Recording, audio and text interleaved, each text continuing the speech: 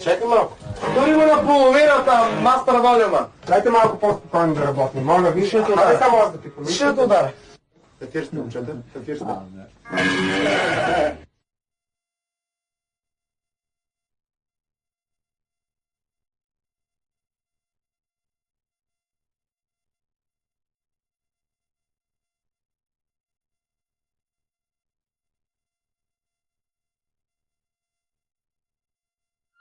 Помниш ли старата върба? Там откривахме света, а мечтите ни изглеждаха реални. Твоя ден сега е уморен, погледът ти е така студен, вярата стопи се в забрава.